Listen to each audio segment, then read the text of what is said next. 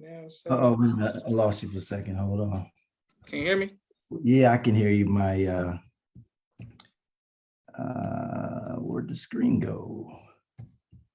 Okay, yes, sir. Uh-oh. Wait a minute. Hold on. Oh, there you go. Okay, perfect. Notification came up. I went to close it and everything was gone. Yes, sir. Yes, sir. Okay. And we are live. I want to thank everyone for tuning in to a very special edition of Off the Record on the People's Podcast this evening.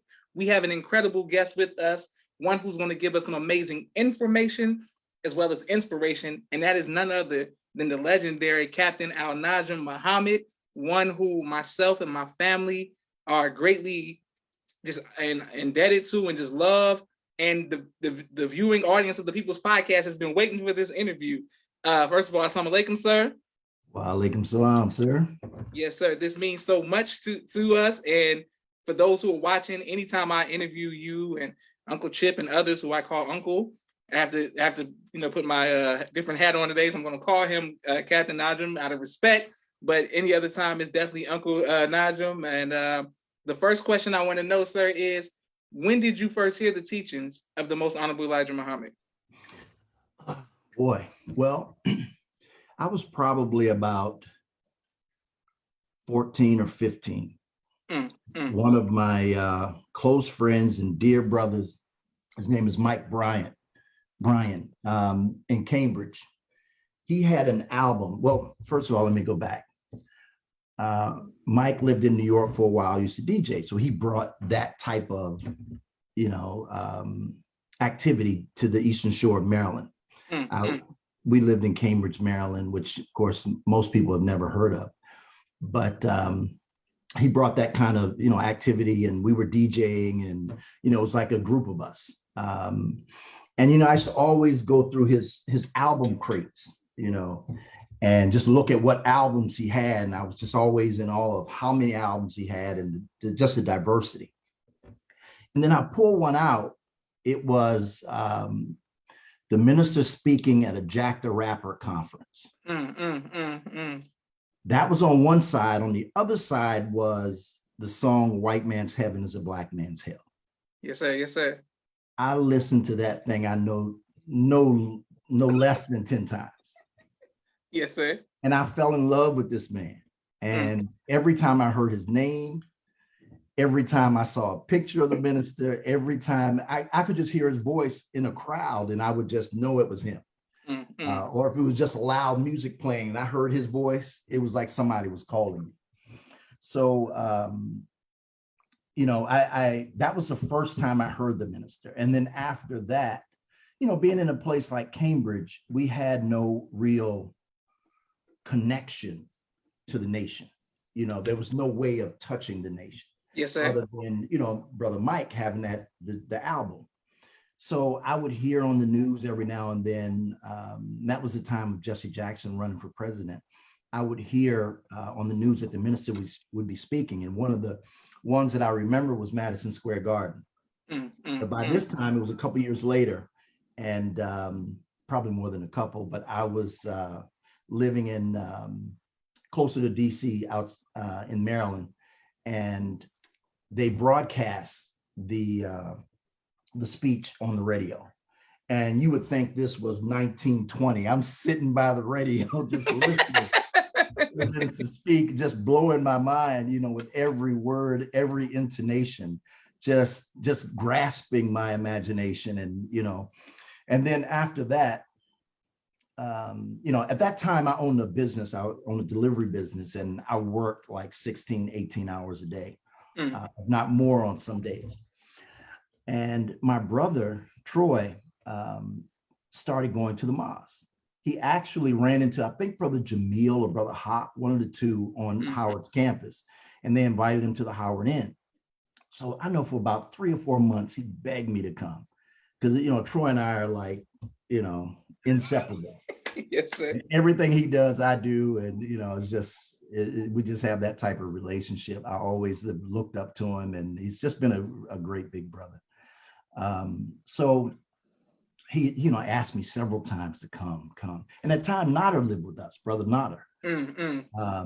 And, I just didn't have time to go because I was working so hard. Then one day I just got tired of him asking me. I was like, all right, man, I'll go. And I went, and Dr. Aleem was teaching. And after one of his lectures, I'm telling you, I joined that day. I bought a bow tie, and I knew I was not turning back. I wasn't going anywhere else, and I had found what I was looking for. And that's basically it. And I didn't look back from that point. And I think Brother Nada came right after me. Praise be to Allah. Yes, sir. And for everyone who's watching, I interviewed Brother Nada previously, and he told the story from his side as well. You all living together and things like that as well. Right. Yes, sir. So when you can't, first of all, you're getting so much love in the comments. My sisters, everybody showing you love. People, Brother Daniel, my uncle, everybody saying praise be to Allah. I can't wait to put this on YouTube. Some people showing you love. Yes, sir. My next question is, how did your family outside of Brother Troy and friends feel about you accepting the teachings? My grandmother was a little weary. We were raised by a grandmother for the most part. She was a little weary. She was like, don't let them men kill you like they did Malcolm. But you got to know my grandmother to understand, what she was saying. She was saying pretty much, don't let them mess with my boys, And, but my mom, she was just in love. And my mom read the Quran. I bought her a Quran, and, she loved the minister as well. But it's always been positive and encouraging, which, I appreciate from my immediate family. I didn't really listen to anybody else. I really listened to, my immediate family, and that was about it. Praise be to Allah. Yes, sir. So what is the climate like in DC? Like, who trains you? Who's around? And what was it like, to be in DC at that time? Oh man, it was electrifying. Just think about it. Brother David was the captain. Your father was a lieutenant. Brother Sharif was a lieutenant, and Brother Akil was a lieutenant. Brother Captain Al in Richmond was a lieutenant. Yes, sir. Yes, sir.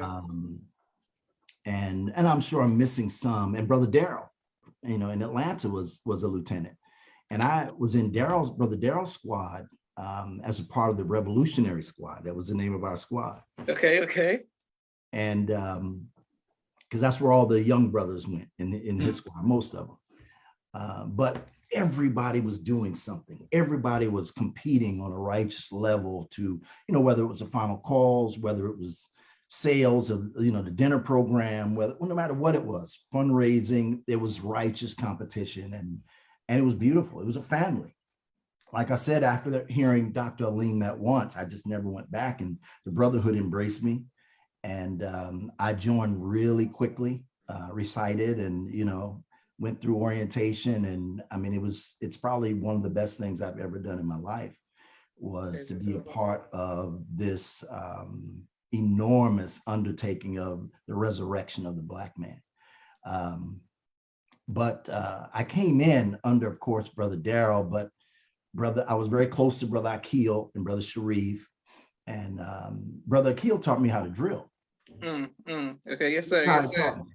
The brothers were drilling in FYI class one night. He said, hey, you want to learn how to drill? I said, yes, sir. All right, get in there. I was like, huh? Yeah, get in there. That was how I learned to drill. And it was just funny. I thought he was going to teach me, but I guess he did. He think about it, just do it, Yes, sir. But Brother Nada and I and Troy, we all looked up to all those brothers I named who were lieutenants. Just giants to us. And we learned everything we could learn. We were like sponges around them. But it was so much love in that mosque. It was incredible. And discipline.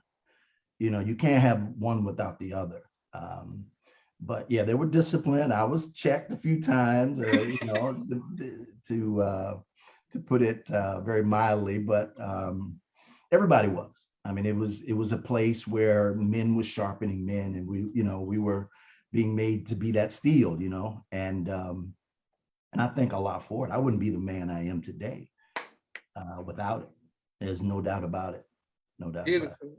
Praise be to Allah. Yes, sir. Now, for as long as I can remember, it seemed like you always was, around the most Min Farrakhan and on security, or, military, moving things out. What was it like for you the first time you met the minister? Oh, man. Well, Let me start by saying the first time I saw the minister face to face. Yes, sir. It was in Miami. The minister was speaking. I don't remember what year it was. Maybe it was 88, 87. And we all took a trip down to Miami. The minister was speaking, and Brother Amin, who was in charge of the front rostrum detail, I was on the front rostrum. He was in charge, and he just scared us to death about looking at the minister when he came in, because we also were kind of we were protecting the area where he came in. And he scared the heck out of us about looking at the minister and not watching what we were supposed to be watching. And I was already afraid of Brother Amin. He's the most beautiful brother, but when he shows you that other side, then you Yes, get sir. the message. Yes, sir. Yes, sir. So that was the first time I saw him when he came in. And I did take a little peek at him, and I said, man, that's the man. It was, and it's like a dream when you see him. It's this aura. There's a light behind him. There's music playing. There's, everything is. It was just perfect seeing him. And then, but the first time I met him, I don't know if I remember the first time actually meeting him, but Brother Sharif, when we would travel, he would always stick me in the room for a long time. I hated it. And I felt like I was being punished because I wanted to be out on the front line. Yes, sir. Yes, sir. Yes, sir. But, oh no, that wasn't a punishment at all. He was actually putting me in the position to be able to meet the minister and hear the words of the minister, hear the dinner talks, and I mean it was amazing just seeing the minister come back from the speech, even though I missed it. I felt and heard how happy he was, and after speaking, and just how fired up everybody else was, and it touched me, even though I didn't hear the lecture. And I would always get the tapes or whatever, but I felt the spirit, which was even more because I was right there listening to the man. Which just is just an amazing experience and a great opportunity. I learned later that that was a true blessing. Praise be to Allah. Yes, sir. And so many people are showing you love. Thank everybody for continuing to like, share, and subscribe to the People's Podcast. Thank you. Captain Deshane says, ASA, wow, you are his captain. My next question I have for you, sir, is your name. Being a nation baby, born in a nation, I never heard someone with that name until you. How did that come about? And what was like the circumstances of you receiving that name? I got to thank my son for that name. Well, of course, I got to thank Allah for that name and the minister first. But, the minister named all of my children. Praise be to Allah.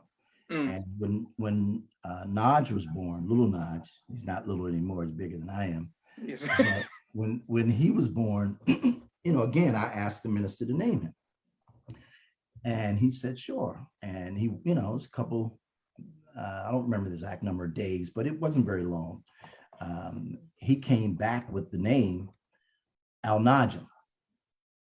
He said, I've been thinking about a name for your son, and I think I got one. First he teased me like before the lecture, then later on that afternoon, he said, I got a name for him. It's Al Najim, Ahmed Al Najim Muhammad. And then he added Junior. And I was like, oh, does that mean me too?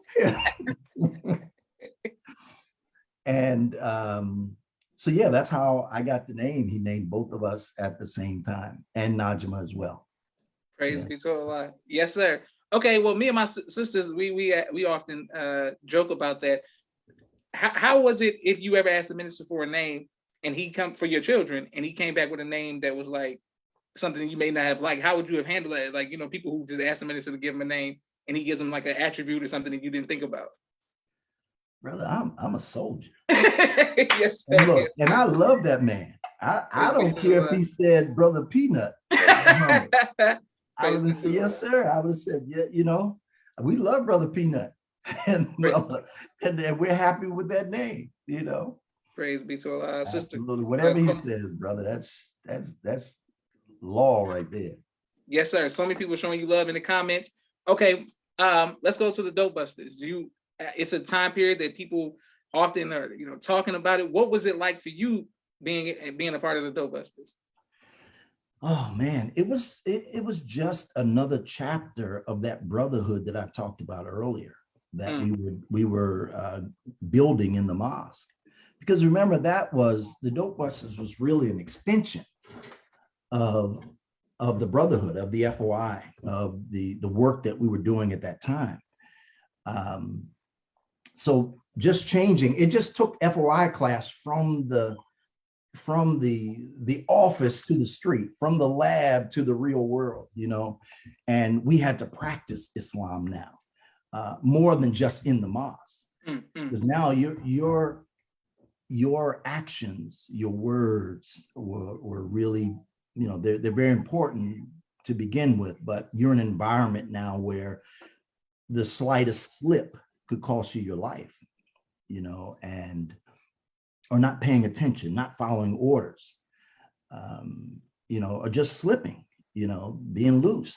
And we couldn't have that. And, you know, we weren't trained that way. So being at, you know, Mayfair Mansions, Paradise Manor was just really, you know, the execution of what we were learning in the mosque. Yeah. Beautiful. Praise be to Allah. Yes, sir. And, you know, if I could add, you know, not only that, but through it grew from Mayfair Mansions, Paradise Manor, Benning Heights to Potomac Gardens to Atlantic Gardens to Clifton Terrace to, you know, Shoreline Apartments in LA to, there was so many others, New York and everywhere else, but to see it grow, you know, was a dream come true.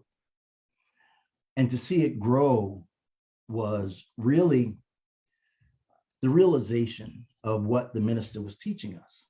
You know, the minister was teaching us that we're gods.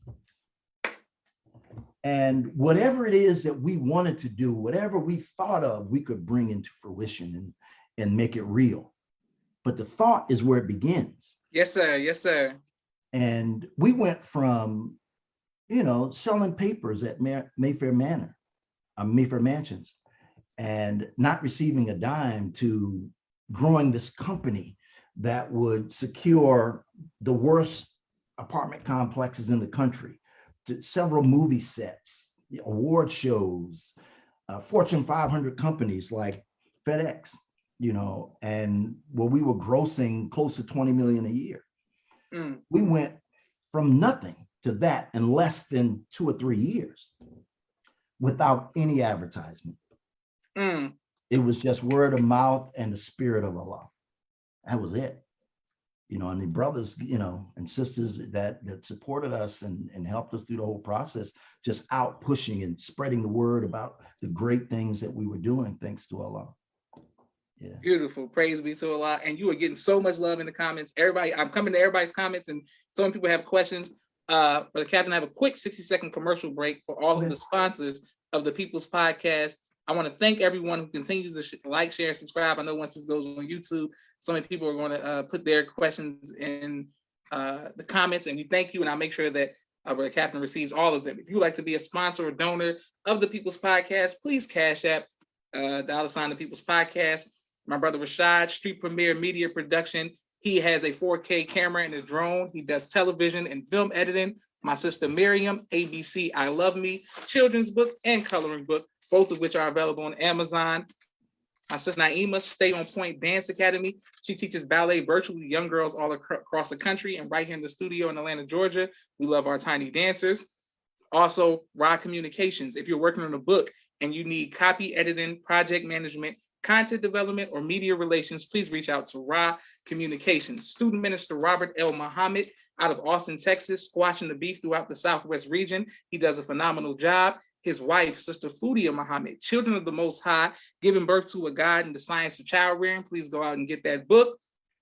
Fashion Guides, Urban Streetwear, Clothing for Men and Boys, 314-329-5009. Thank you very much. Also, Power Campus Online Learning. Do you want to improve your homeschooling experience? We're here to help. Contact 770-847-0786. We're coming right back to our brother Captain. Al Najim, Sister Sherry Muhammad, Asiatic Minds. If you want your children to go to school virtual, she teaches STEM to young kings and queens, AsiaticMinds.com. Thank you very much, Sister Sherry. Dr. Henry M. Carter, right here in Atlanta, Georgia, King Henry's Turkey Legs. Brother Rashad Muhammad of Chicago, COVID-19 Disinfecting Cleaning Services.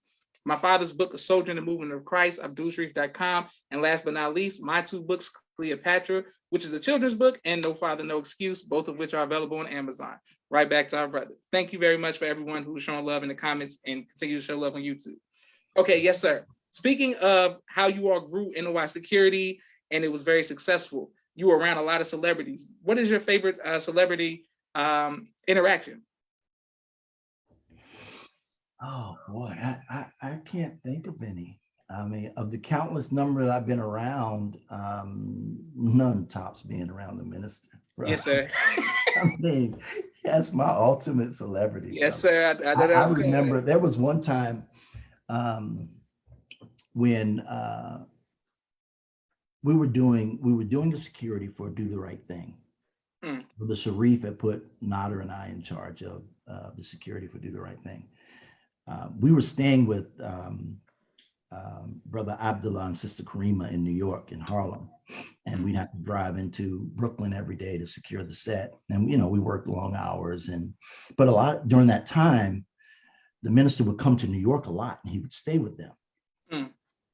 And so it was a blessing to be in the house because he's staying in the house and we would be eating dinner with them. We'd just be part of the family. So I remember one time the minister looked at me while he was speaking. He was like, "Brother, why are you looking at me so hard?" and then he put his hands in my face. He was joking, of course, but he knew I was in love with him, in the most respectful way, brother. I mean, I just listened to every word that he said and just ate from it, and I remember a lot of those conversations and just great times in New York. Yeah. Praise be to Allah. Yes, sir. Now, at the time we're living in now, there are plenty of pictures that we have and your children. Shout out to Sabir, Samad, Mariam, and Al Najim. We go through pictures and we send each other pictures. We texting and saying, "Look, all our parents, back in the day, you all got to be with the ministers for so many, it was just so long, all these tours." Right. Is there something that you can give to the people who haven't had the opportunity to be up close or around him that has helped you keep your faith for so long? Wow. I think for me, it's been just the minister's words. I have countless tapes and CDs and DVDs. And yes, sir. I have beta tapes and VHS tapes of the minister. And a lot of times, when I could be listening to radio or talk news or whatever, I put on the minister's tapes because we don't have enough life to live to listen to every word the minister has said. Yes, sir. Yes, sir. And there's so much wisdom. And I put in the minister's tapes, whether it's from the 70s or the 80s or the 90s or the 2000s, it doesn't matter. He's got something for us. Yes, sir. Yes, sir. And he'll live forever because of what he's given us. And no matter what subject it is, he's touched it. So that's what I would say is probably the most beneficial thing for me in terms of what the minister has given and left, just his word, and that's been powerful and life-giving. Yeah. Beautiful. Praise be to Allah. Yes, sir. I wanted to ask you, with so many people showing you love, thanks to everybody who's showing love to Brother Capt Al Najim. I wanted to ask you about becoming captain. How did that come about, and what advice would you give to future men who want to be trainers of men? Oh my gosh, I know exactly how it happened.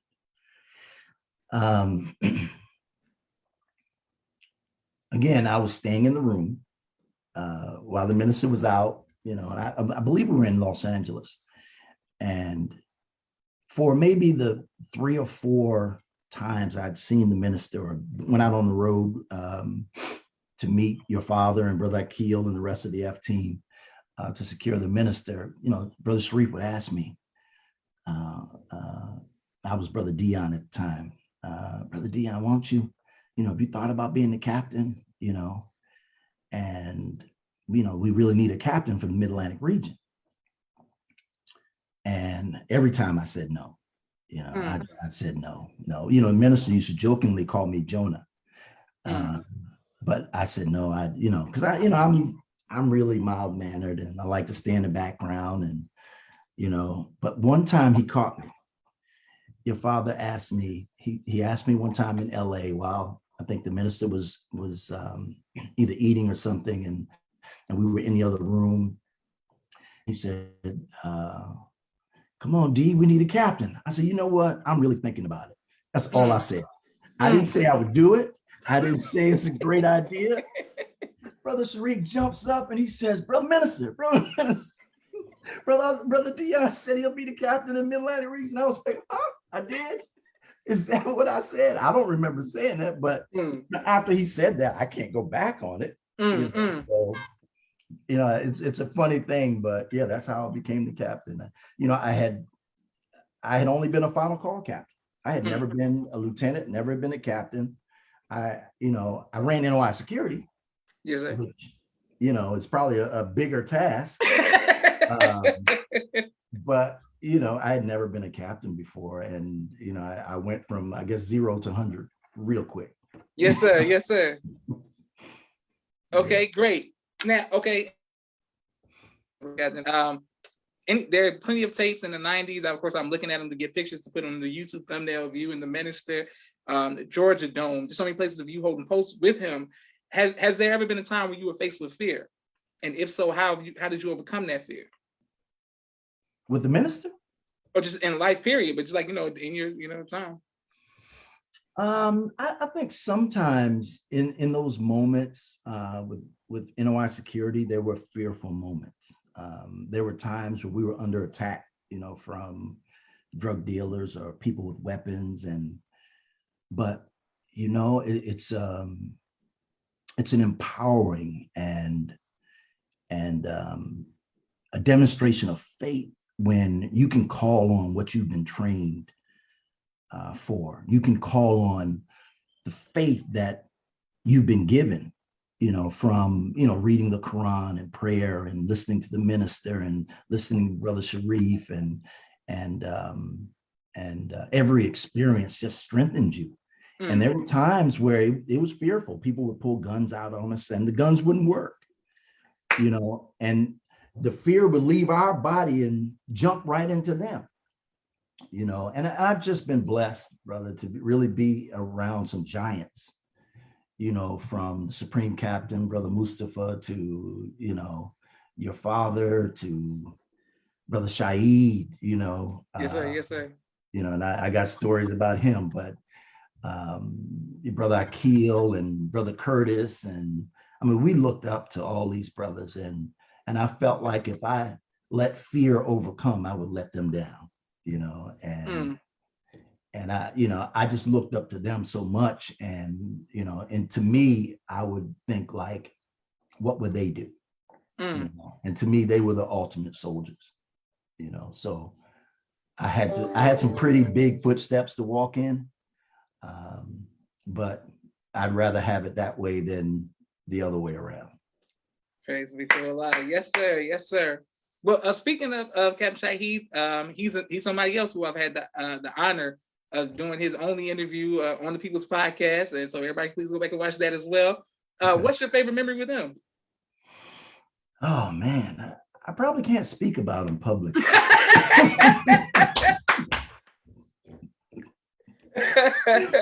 Yeah. Well, I guess one, and I'll edit some of it. And yes, when we were, in the middle of running in our NOI Security, we had a big contract with Cross Colors, and I don't remember how many men we had per shift, but it was quite a bit, and we were generating a handsome bill every month. But at some point, they stopped paying us. So your dad called Brother Shaheed, and Shaheed said, "Don't worry about it, I got it." And I guess I got to skip right to the end, but Shaheed got that money. How Praise he be got to that money? Praise praise be be to to Allah. And had the guy who wrote the check on the phone be like, here you go. You can talk, we're not leaving until you finish talking to them and write that check, and it's cash. Yeah. Beautiful. Yes, sir. That's right. Yes, Praise sir. be to Allah. I'm it's very surreal for me to interview you because when I'm listening to you, I'm looking at you, but I hear Sabir and Samad so much. I mean, it's just like I'm like, how has being a father impacted you? Oh man, it's been an absolute pleasure. From watching them grow up and get their own personalities and just see them blossom from Sabir, Mari, Samad down to Naj, and just to Yes, see sir. them grow. And to me, it's interesting because not only do you see their personalities, and I see myself in all of them, and I see their mother as well, but it's just amazing that, and you got to make this switch as a parent. You can't keep talking to them like they're children. You got to let them grow. So a lot of times, and I may disagree with them, but I let them talk and I let them give their opinion. And then, in time, I'll see that opinion change. But it's just amazing to me making the switch from talking to them as children and then talking to them as adults. And I enjoy it, and just the interaction, the exchange of ideas, even when we disagree, and we've had some very long disagreements always, and probably Samad the most, because Yes, Samad sir. is probably the most like me. And we bumped heads like this, man. Yes, sir. And I'm telling you, brother, those four are they're my life. Praise be to Allah. Beautiful. I get happy every time I think of either one of them, and then Naj, he's the culmination of all of them. Yes, sir. Yes, sir. Yes, sir. Oh my gosh, that boy, he has been Naj from the beginning. He has not changed from who he was when he was 4 or 5 years old to right. I mean, of course, he's matured, but yes, sir. Just his personality, and I love it because he's always been, bigger than life, and all of them have. It's just beautiful to watch them grow and do the things that they want to do. Praise be to Allah. Yes, sir. My sister Mimi says Uncle Najim is a great dad, always present and fun. And Mimi said Naj is the star, a perfect name. Okay, yes, sir. And I want to ask you about the Million Man March. What was it like leading up to that, and how did it personally impact you? Oh man, the Million Man March. I mean, we would travel the country with the minister, promoting the Million Man March. And each time was, of course, a minor march. Each time was enlightening. I mean, it's just, no man has ever done what the minister has done. And to watch him blaze the trail and just make a path, put up first to drop a word to say, I'm going to do this with the help of Allah. Yes, sir. And then do it. That's an example for all of us. And, the feat that he tackled was so big. I can't imagine anyone else ever doing it. So every step of the way was just like a chronicle for me. I mean, it's just a different chapter, from him going to New York, to Los Angeles, to Detroit, to Houston, to DC. Everywhere he was going and just firing up thousands and thousands of young Black men, teaching them that they could be more than what they are. No one has ever done that. No one has even tackled it. Yes, sir. Yes, sir. Much less has there ever been anybody they would listen to like that. And then on the day of the march, oh my gosh, it was just mind-blowing to see so many Black men with just such a positive spirit and attitude. And it was God. It was Allah there protecting us, because there was National Guard waiting. Yes, sir. Yes, sir. They were waiting to take over the city and to take over the Black men that came into that city for a peaceful reason. But Allah showed his hand that day and guided all of us, from the smallest to the largest. He guided all of us. And Brother Nodder and I, had the detail of the escape route.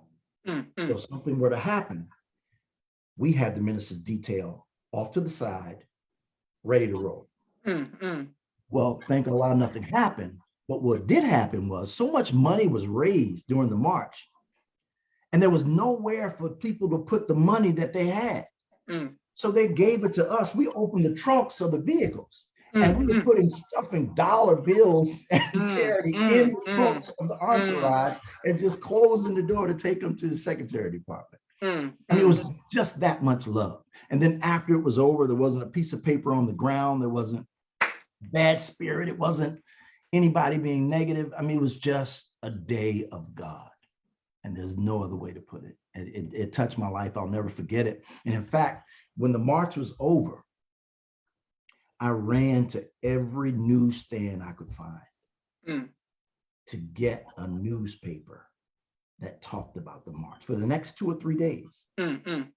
I went to every newsstand, whether it was the Washington Post, whether it was Philadelphia newspaper, I think it's the Inquirer, LA Times, to international newspapers from Germany, from Australia, from everywhere around the world. And I still have those papers.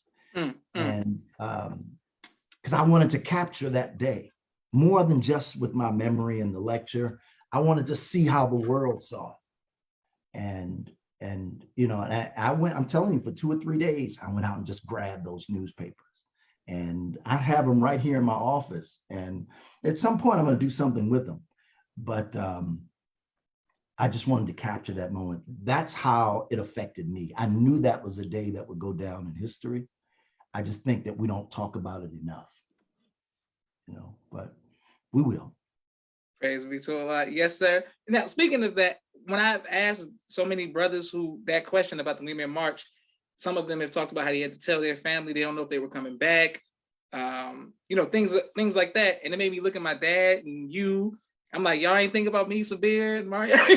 Y'all, you wasn't. I mean, how did that go when you looking at your children before you go on to the Women March? Like, you just like, all right, whatever. Well, when you got a mission, brother, all you see is that mission. Yes, sir. Yes, sir. You know, and there were times I don't even know how the children ate. I don't know how. All we could think of was securing the minister and making that day successful. Yes, sir. I mean, you know, and when it came to the mission in general, we were very mission critical, very mission focused and oriented. And a lot of times we probably neglected our families. It's a blessing to see you there. Yes, sir. Praise be to yes, sir. And my sister made me say grandma fed us for sure.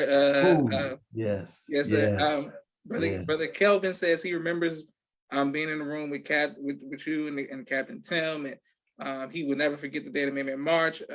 Minister Jamil says, listen, he gives all praises to Allah. This is the Believer's True Form, the People's Podcast. Some people showing you love, ASA fruit, and then people just liking, sharing, and subscribing. So I'm grateful for all of you all. What do you do for fun, sir? What do I do for fun? My joy comes from watching my children. Honestly, you know, I'm telling you, I can be no happier just getting on the phone and talking to them and just seeing what they're doing, what they're watching, you know, what they're talking about, what's on their minds. That really, really encourages me just to hear them and to see their outlook on the world. Outside of that, I used to play a little bit of golf. I kind of injured my wrist, so I've been on the IR list for a little while. I had surgery on the wrist, but other than that, yeah, I mean, I watch a lot of shows. Yeah, I don't know if you remember, I went to film school, so I'm yes, sir. Still a critic and like good films, good TV shows, and that kind of thing. And of course, I do a lot of reading. I still read like crazy. Yeah. Yes, sir. Well, okay, beautiful. And some people are in the comments, and I had a star right by that talking point for you with films. Where did you develop the love for film? I developed the love for film out of the love of telling our stories, in particular, because I felt like not enough of our stories are being told. And obviously now you see more than there were, years gone by. But I think that's where my love came. Just as I was growing up, we used to have this encyclopedia set, and I know most of you have never seen an encyclopedia set, but it wasn't well, we had a complete set too that went from A to Z, but we had a African American encyclopedia set. And there were I think 2 or 3 books that were brown and 2 or 3 that were black. And it just chronicled the lives of Black people. And I read that book. I just read it every day growing up, at a certain age. And I saw pictures of our struggle. I saw pictures of, our time, Black people in America.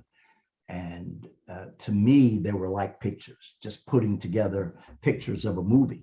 Yes, sir. So yes, sir. every time I saw anything Black, it just grabbed my attention, because that's the way we were raised, to love Black people, to love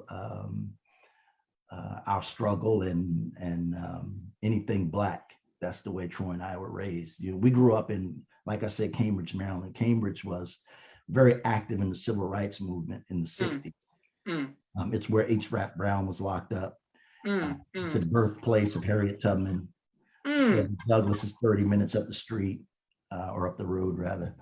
But it's just been a place that's always been just in the center of the movement. And, we kind of adopted that growing up. My mother was on the cover of a magazine. I think it was the Crisis magazine or something. And as she was marching, and she was pregnant with Troy. And my dad I heard the story later. My dad got so upset that he didn't know she was out there. He saw the magazine. And that's when he got so upset. Yes, that's where we come from, Troy, myself, and Nader, and our families. That's where we come from, and that love for Black people. It's we grew up in that. Yeah. Praise be to Allah. And what are your parents' names, sir?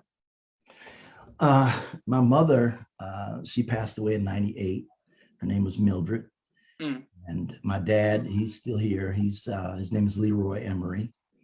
He lives in Annapolis. And we were raised by our grandparents, our mother's mother, Mildred Kane, and my dad, Norris Camper, or my granddad, Norris Camper. But they shaped and formed us with a very, very stiff hand. Yes. Praise be to Allah. And thank you. So many people are showing you love. And we just have 2 more questions for you, sir. But my sister Mimi wants to know, who is your favorite filmmaker? Oh my gosh, favorite filmmaker. Boy, it would probably be between Antoine Fuqua and Spike Lee. Yeah. Okay, yes, sir. Yes, sir. All right. And thank everybody who's continuing to like, share, and subscribe to the People's Podcast. Will you ever write a book on your personal life? I don't know about my personal life, but some of my experiences. Yes, I've been very interested in, particularly the Million Man March. Okay. And Dopebusters and absolutely that whole thing.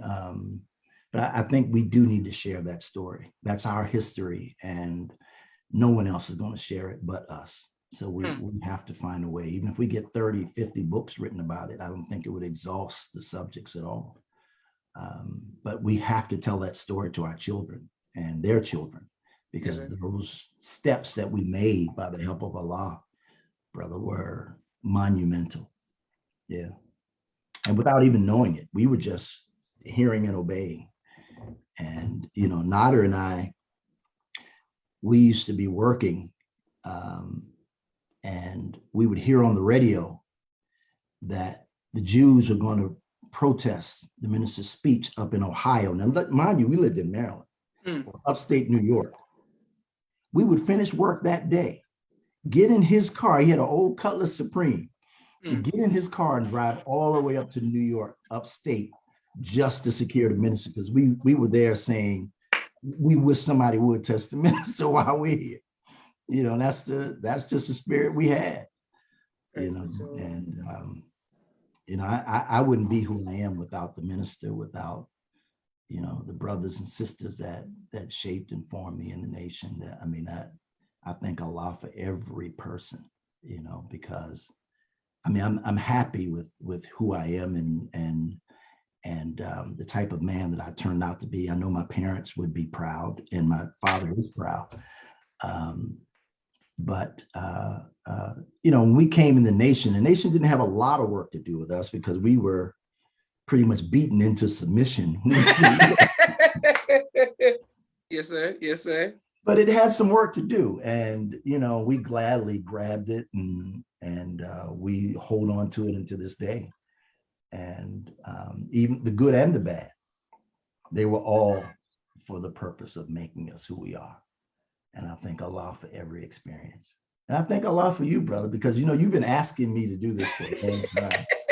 And, you know, I don't like to speak. You know, I'll stick in the background and, you know, continue being Jonah. Yes, sir.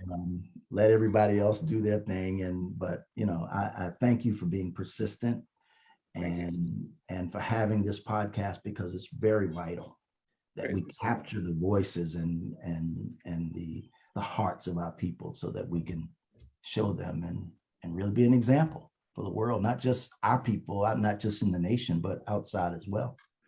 You know, that I don't think there's a better force in our community than the nation. There's none. And if all of our people embraced our principles and ideals, we'd be free overnight. Yes, beautiful. Allahu Akbar. Yes, sir. Well, I just want to thank you again, Brother Captain Najim. I want to say Uncle Najim so bad. Everybody saying all praises to Allah. People just going crazy in the comments. Teach. That's my captain. Beautiful. Praise be to Allah. Excellent. Last story before we go. Sabir, you know how close we are, and just being on a drill team and drilling with us since we were junior FY in DC, but in Atlanta, and me asking you to come and say a few words to the drill team, and you just motivating us. For somebody who likes to be Jonah in the background, you're a very excellent motivational speaker. So I just want people to make sure they know that you can really teach, and you motivated us every time you spoke to us. And you've always been kind to us, my family, of course, my mother, my father, and the siblings. So, you know, we're very grateful. We love you. And I want to make sure that I thank you on behalf of myself, my family, and the viewing audience of the People's Podcast for your sacrifice and the sacrifice of your family. For helping to establish Islam here. We are greatly, we are grateful, Uncle Najim. We love you and we're grateful, sir. Praise is due to Allah, brother. And the feeling is mutual. You know, your family, your mother and your father have embraced us from the very beginning. And they taught us every step of the way. And, you know, not just from a point of a teacher to a student, but as a teacher and a brother. You know, your dad took me under his wing and taught me a lot. And I, you know, like I said, I watched him, and I was like a sponge around him. And I learned a lot from his dad. And again, I wouldn't be who I am without, of course, the minister, and then the minister's words going through him, because he would come back from being on the road with the minister, and we'd be sitting almost up like at a fireside, waiting for him to just drop the jewels of what the minister said. And oh my gosh, yeah, and he was that vessel that brought us the truth from the minister on the road. And I'm telling you, I can't say thank you enough to him, your mom, your whole family. You know, I remember we used to take you all to school, and I don't know if you remember that, Brother Ernest, myself, or Brother Nodder. Yes, sir, of course. Of course. And you all just used to crack us up. You all used to make us laugh so hard, man. Your personalities. I mean, you get it honestly, no doubt about it, from your mother and your dad. But man, you've made us proud. Your whole family has, and your family is my family. Praise be to Allah. Yes, sir. Yes, sir. Okay, great. Yes, sir. Well, everybody's showing you love in the comments, and I can't wait to put this on YouTube. Thank you. Everybody's thanking you. So I'll just send you the link so you can see everybody's comments. This has been an honor. This has been a legendary interview. This is Joshua Leonard Muhammad signing off for the People's Podcast. Assalamu alaikum, sir.